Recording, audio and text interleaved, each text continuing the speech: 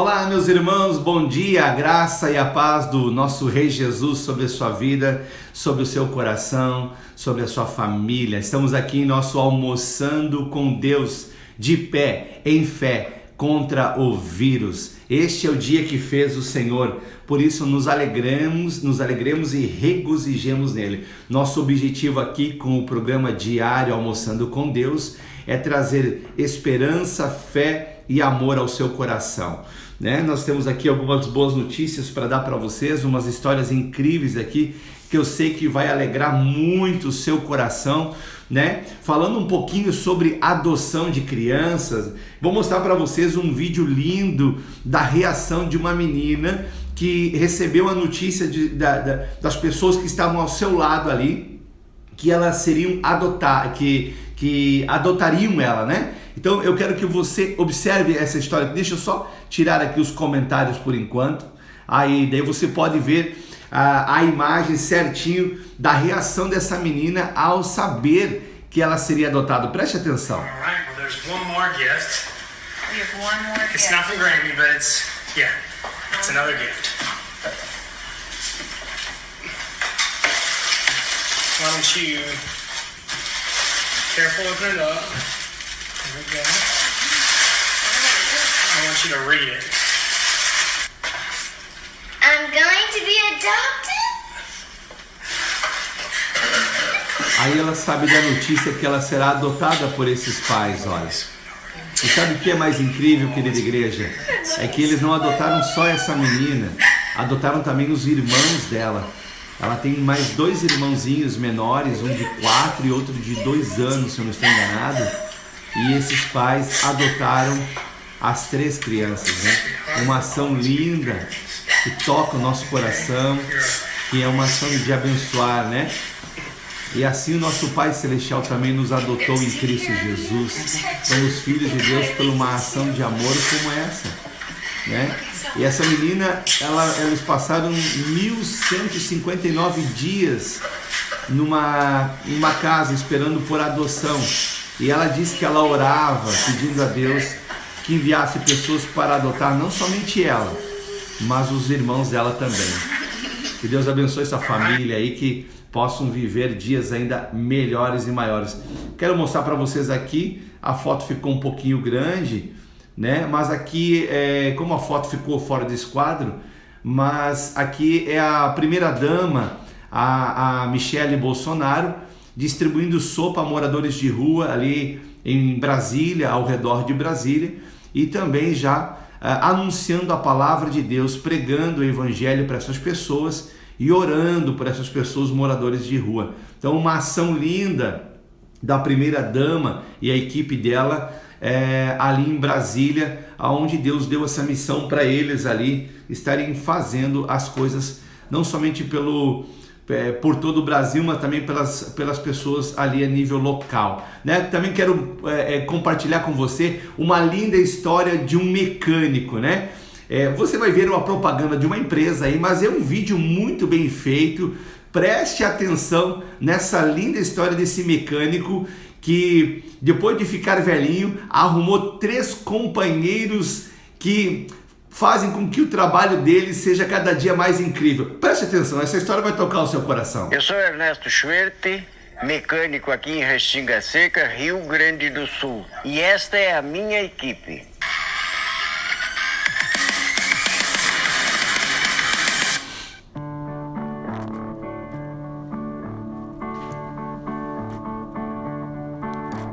Há 55 anos pratico a profissão de mecânico. Junto comigo, vários profissionais aprenderam essa profissão e que seguiram, inclusive meu filho. E como eu tenho muito amor pelos animais e pela natureza, os cães sempre me acompanharam. Quando os meus ajudantes seguiram os seus próprios caminhos, eu me senti muito sozinho na oficina. E como o Bidu sempre me acompanhava em tudo que eu fazia dentro da oficina, eu pensei, por que ele não pode me ajudar carregando chaves, ferramentas, principalmente de noite, quando eu estava sozinho debaixo do carro. E como ele me acompanhava, eu comecei a ensinar ele a trazer as chaves. buscar macaco, cavalete e entre outras tarefas aqui dentro da oficina. Ó, Vitor, o telefone, vai lá buscar o telefone. E ele começou a desempenhar essa função maravilhosamente bem. Depois surgiu a Diana e foram seguindo os passos do Bidu e o Fritz. E hoje eu tenho essa equipe maravilhosa. Diana, vai lá, liga. Certo. Muito obrigado. Traz a bandejinha. Como nenhum cão é igual ao outro, como as pessoas também não são iguais, eles têm diferentes preferências para executar trabalhos aqui na oficina. O Fritz é mais brincalhão, a Diana é mais ansiosa, o Bidu muito calmo. Eles me correspondem praticamente a um ser humano junto comigo dentro da oficina. Muito obrigado. Linda história, né, queridos irmãos? Esse senhor aí arrumou uns companheiros abençoados. É lindo de ver como a glória de Deus se manifesta através da sua criação, né? No convívio ali com os animais, além de ele aprender através do companheirismo, da fidelidade que os animais ali, os cachorros têm para com o ser humano, né? A gente percebe ali uma pequena expressão da glória de Deus, né? Pequeno fragmento da glória de Deus sendo manifesto ali nesse convívio. Então, uma história linda, ele ensinando os seus cachorros ali a lhe ajudar e serem companheiros dele nessa parte da vida dele agora, já na melhor idade. Amém? Vamos lá então para o nosso Almoçando com Deus aqui. Nós estamos falando sobre o conhecimento do Pai, conhecendo o Pai Celestial, né? Esse aqui já é o episódio de número 11. Nós já tivemos 10 episódios antes desse, né? Andando pelas Escrituras, vendo a vida de Jesus, percebendo as ações de Jesus, as palavras de Jesus. Por quê? Porque Jesus disse, olha, eu vim fazer a vontade do Pai. Quem me conhece, conhece o Pai. Então, através de Jesus, nós temos o pleno conhecimento do Pai. Porque a Bíblia diz também que Jesus é a expressão exata de quem o Pai é. Então, quando nós nos atemos àquilo que Jesus fala, quando nós prestamos atenção nas ações de Jesus, né? No mover de Jesus, nós entendemos como que o Pai fala, como que o Pai age, como que o Pai se move, e então nós vamos aprendendo com o Pai a ser mais parecido com o nosso Pai Celestial. E a passagem que eu quero trazer hoje aqui para a nossa edificação espiritual é o famoso Sermão do Monte, ou o Sermão das Bem-aventuranças, né? Dependendo da Bíblia, aí o título muda um pouco da linguagem, né?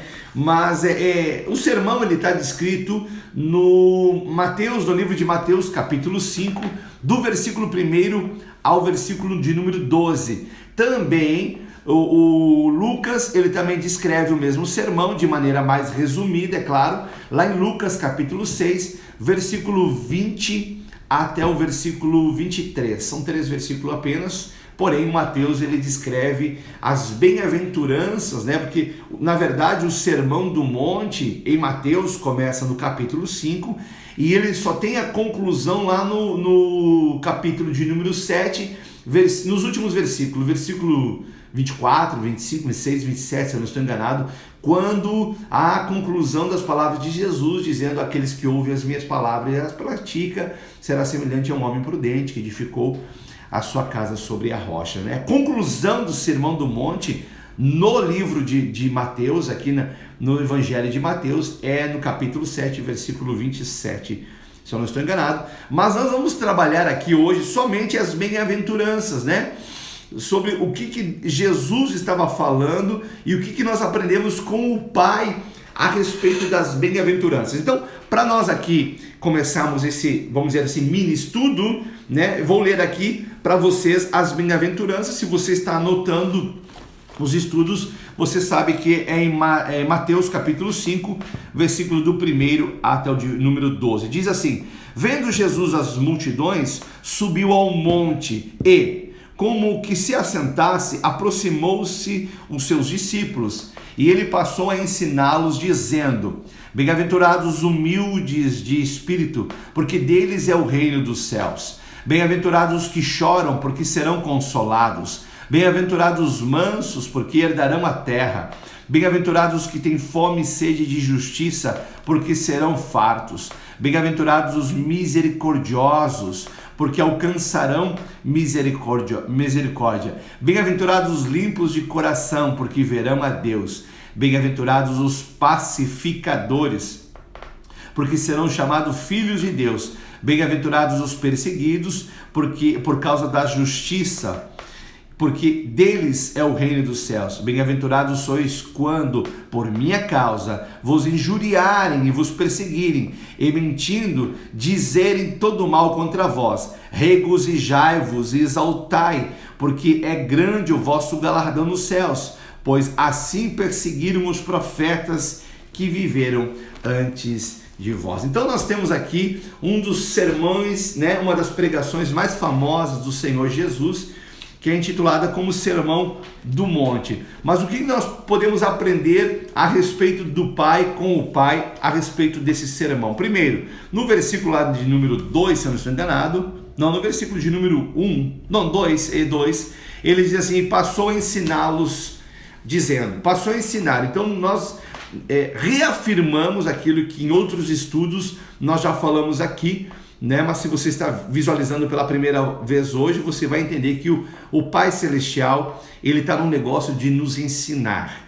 O Pai Celestial nunca irá nos cobrar algo que ele não nos ensinou, E ele tem a expectativa de que quando nós recebemos o ensino dele, nós como filhos obedientes, venhamos a aplicá-lo imediatamente, sem aquela lorota de dizer assim, eu não senti ainda de fazê-lo. Não, quando a gente aprende algo, e é algo que a gente aprende de Deus é bom, porque o nosso Deus é bom, então nós devemos aplicá-lo em nossa vida para obter os benefícios do reino dos céus sobre a nossa vida.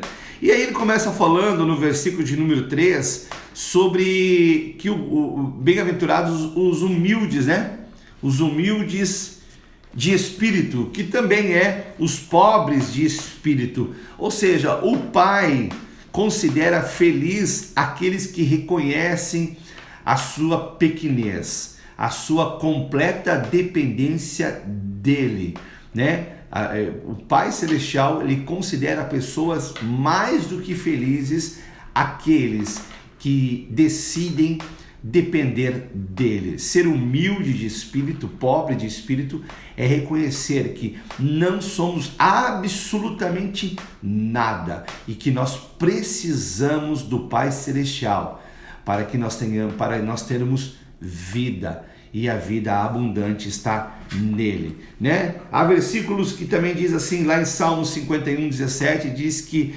sacrifícios agradáveis a Deus são espírito quebrantado e coração compungido e contrito, esse o Senhor não despreza.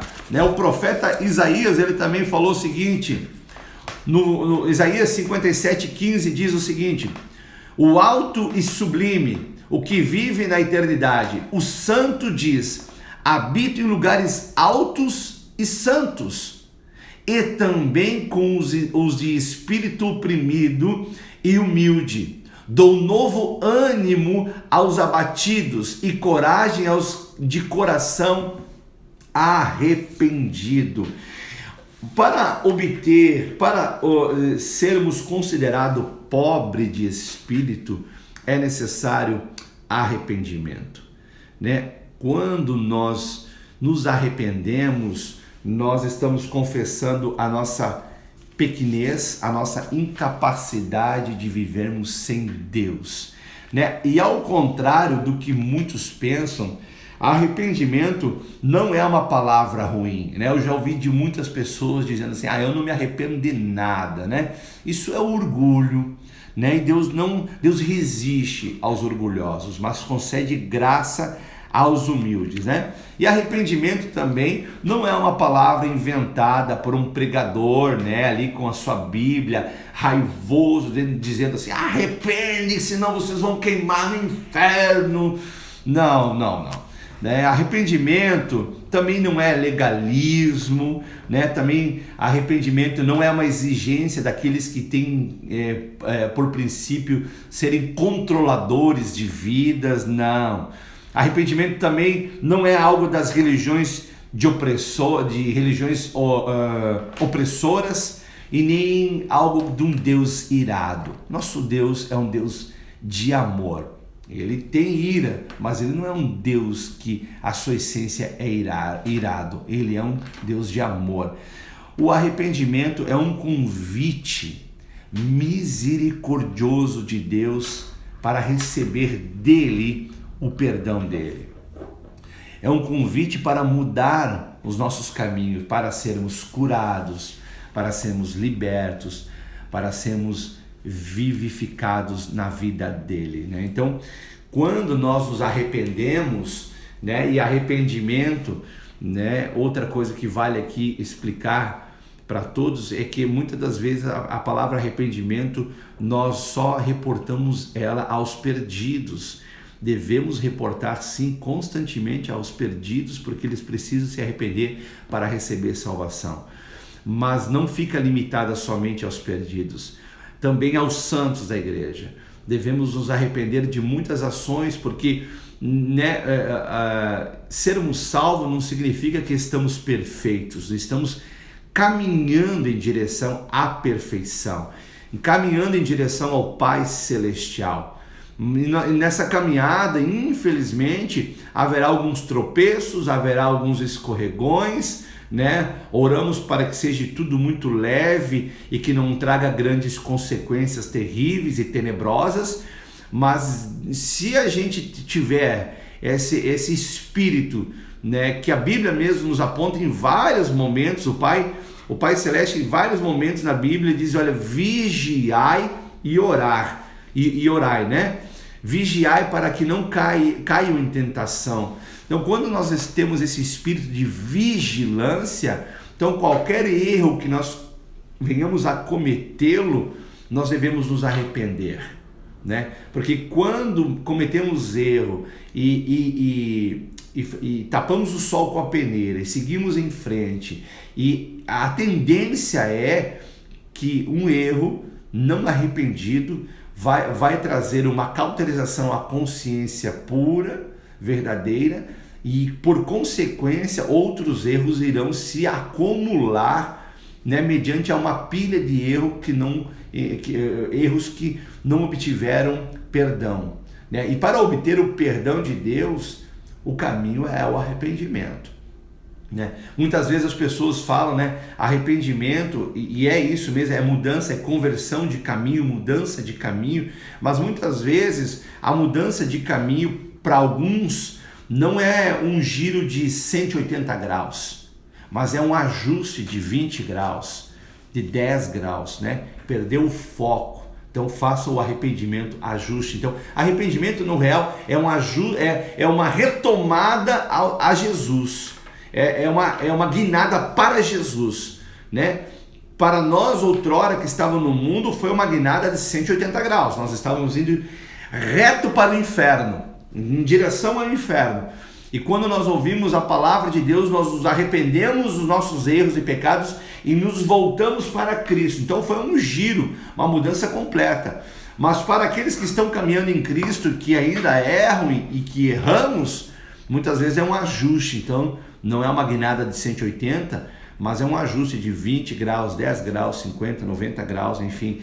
Então a manutenção de humildade de coração, porque Deus ele resiste aos soberbos, né? E assim, existe muitas pessoas soberbas no meio cristão, infelizmente existe. E se Deus resiste ao soberbo, para onde que essa pessoa vai correr, eu pergunto? Não tem para onde essa pessoa correr. Então é necessário a manutenção desse espírito humilde, essa dependência real, contínua do Senhor, né?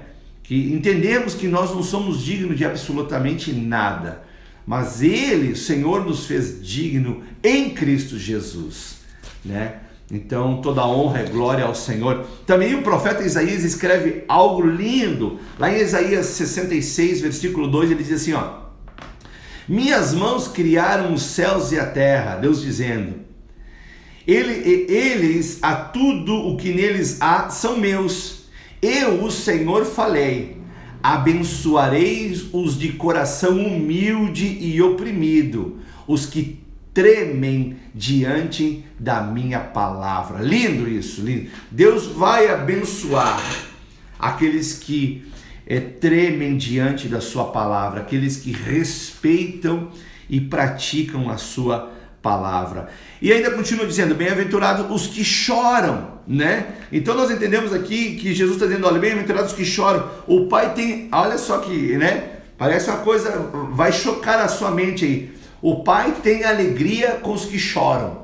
Como assim alegria com os que choram? Aí a pergunta é, mas que choro é esse?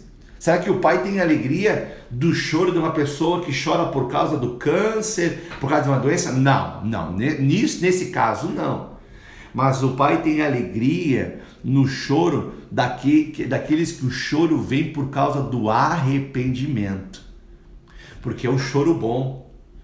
É um choro que te trouxe alívio. Você se arrependeu, você chorou, você já não tem nem mais satisfação de contar o que tu eras outrora, por causa que aquilo ali te causa assim vergonha, né? A vergonha de ter sido o que foi outrora, e ao mesmo tempo você tem gratidão ao Senhor pelo perdão que Ele concedeu dos seus pecados. Olha o que diz a palavra em 2 Coríntios, capítulo de número 7, versículo 9 em diante, diz assim, ó: agora, porém, alegro-me por tê-la enviado, não pela tristeza que causou, Paulo se referindo à carta que ele enviou aos Coríntios, mas porque a dor os levou ao arrependimento.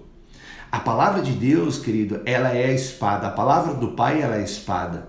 E muitas das vezes, se não uma grande parte das vezes, ela nos corta. E ela nos corta, e todo corte causa dor, né? Não sei se você já cortou o seu dedo, mas se você já cortou o seu dedo, você sabe a dor que isso ocasionou. Todo corte dói. Então o corte da palavra de Deus dói e provoca muitas vezes tristeza, mas é para tirar de nós aquilo que de Deus não é, e para deixar em nós aquilo, ou colocar em nós aquilo que de Deus é. Então essa dor do arrependimento, ela é boa, segundo o descrito daquilo que Paulo escreve à igreja de Corinto. Olha o que ele continua dizendo: foi o tipo de tristeza que Deus espera do seu povo, portanto não lhes causamos mal algum, porque a tristeza que é da vontade de Deus produz arrependimento e resulta em salvação. Não é uma tristeza que causa remorso, mas a tristeza do mundo resulta em morte. Vejam o que a tristeza que vem de Deus produziu em vocês.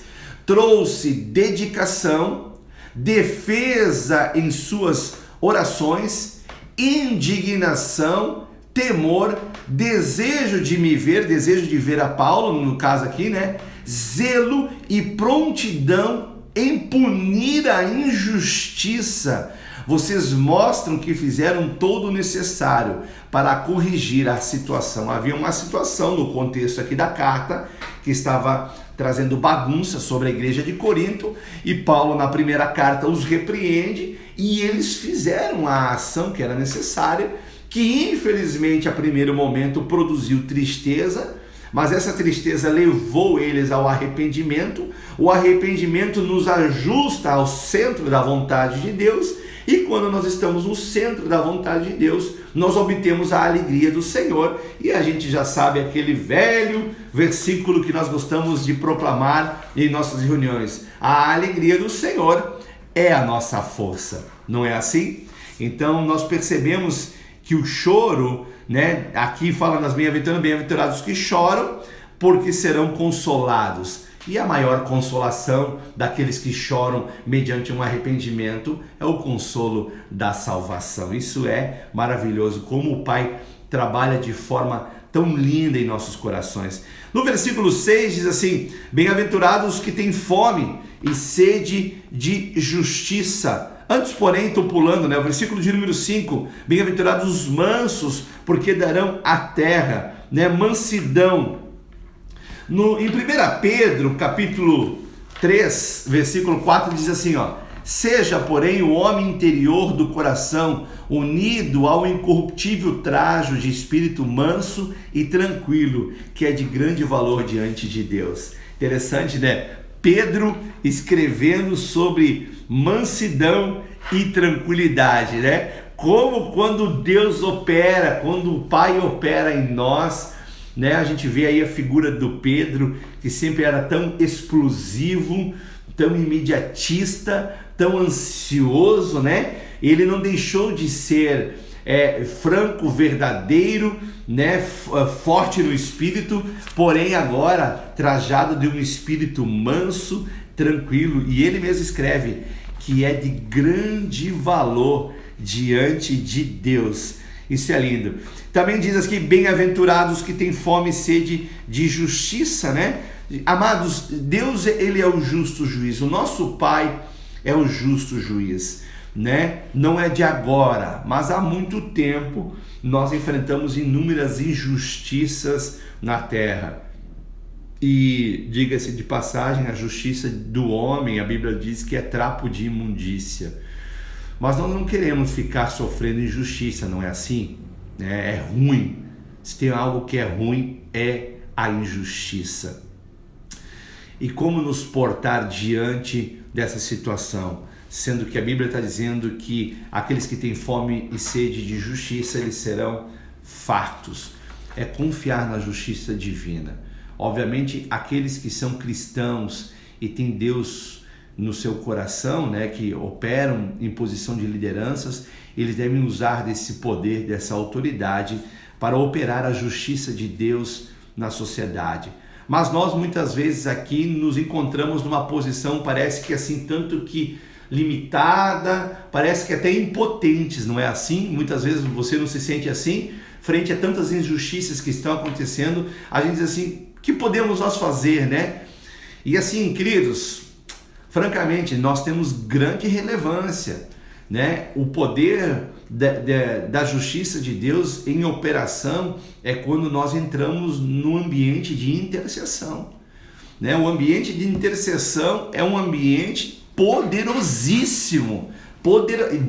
Eu e você devemos considerar isso, O ambiente de oração, de intercessão, vai mover a mão de justiça de Deus sobre a nossa nação, nosso estado, nossa cidade, nossa comunidade, enfim, tudo aquilo que tem correlação com você, para você, a mão justa de Deus, ela vai operar, Ela vai operar. Então, não desanima, não deixa o desânimo encontrar lugar no seu coração. O Pai Celestial não quer ver seus filhos desanimados, cabisbaixos, não. O Pai Celestial quer ver os seus filhos de pé, em fé, andando em sua direção. Então, creia na justiça de Deus, entre no ambiente de intercessão, porque é ali que a poderosa mão de Deus vai operar. E você que me ouve, se você está numa posição de liderança, aonde a justiça deve ser manifestada, por favor, tenha coragem de manifestar aquilo que é certo, não se preocupando com o contentamento dos maus, em querer contentar a todos, Desculpa a expressão, é uma tremenda burrice querer contentar a todos. Por fim, as pessoas muitas vezes, ao tentar contentar todos, descontentam a Deus, que é muito pior. Faça aquilo que a palavra de Deus diz para fazer. Os contentes louvarão a Deus e os descontentes esbravejarão, E a gente espera que os descontentes possam se arrepender e alcançar salvação, como você já alcançou. Olha o que diz Salmos, falando sobre justiça, olha o que diz Salmos 84, do 1 ao 5. Quão amáveis são os teus tabernáculos, Senhor dos exércitos. A minha alma suspira e desfalece pelos átrios do Senhor. O meu coração e a minha carne exultam pelo Deus vivo. O pardal encontrou casa, a andorinha ninho para si, onde acolhe os seus filhotes, os teus altares. No altar de Deus existe a justiça divina. No altar do Pai nós encontramos a justiça. Então, se tem um altar onde a justiça não falha, é o altar de Deus. Ainda diz assim, porque os minutos já andaram, né? Bem-aventurado os misericordiosos, porque alcançarão misericórdia. O nosso Pai, ele é misericordioso. Então, os filhos devem andar em misericórdia. Em outra fala bíblica, Pedro escreve assim, 1 Pedro capítulo 3, versículo 8, diz assim: por fim, tenham todos o mesmo modo de pensar, sejam cheios de compaixão, cheios de misericórdia uns para com os outros, amem uns aos outros como irmãos, mostrem misericórdia e humildade. Também Paulo escreve a carta a Filipenses, ele diz assim: tende em vós o mesmo sentimento que houve em Cristo Jesus. Misericórdia com as pessoas, né? Entendendo que as pessoas que têm tido más ações, elas precisam de misericórdia, né? Porque só estão tendo más ações por causa que não conhecem o Deus da verdade. Então nós devemos agir com misericórdia, atender aos necessitados, né? Estender a mão àquele que está precisando. A Bíblia diz aqui que porque esses vão alcançar misericórdia. Ainda diz assim: bem-aventurado os limpos de coração, porque verão a Deus. Em algumas versões diz bem-aventurado os puros de coração. O Pai é puro, né? E a gente sabe que a pureza do nosso coração, ela não é fruto da nossa justiça, ela não é fruto das nossas obras. Deus, o próprio Deus, purificou o nosso coração pelo sangue do seu Filho Jesus Cristo. Nosso Pai fez o trabalho da purificação do nosso coração. Mas por que então agora o Pai usa a boca do Filho para dizer bem-aventurado os limpos de coração? Porque agora a manutenção da limpeza do nosso coração passa pelas nossas ações, pelo cumprimento da palavra, pelas ações, né?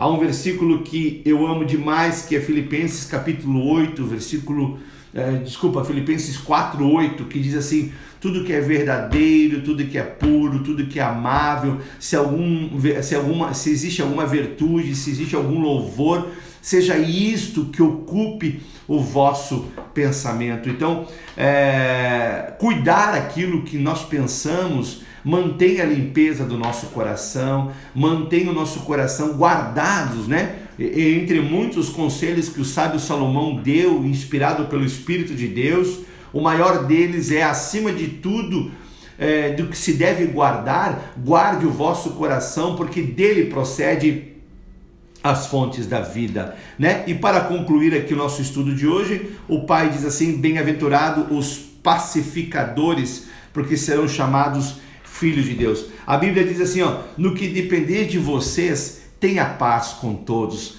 Muitas vezes, nem todos vão querer ter paz conosco, não é verdade?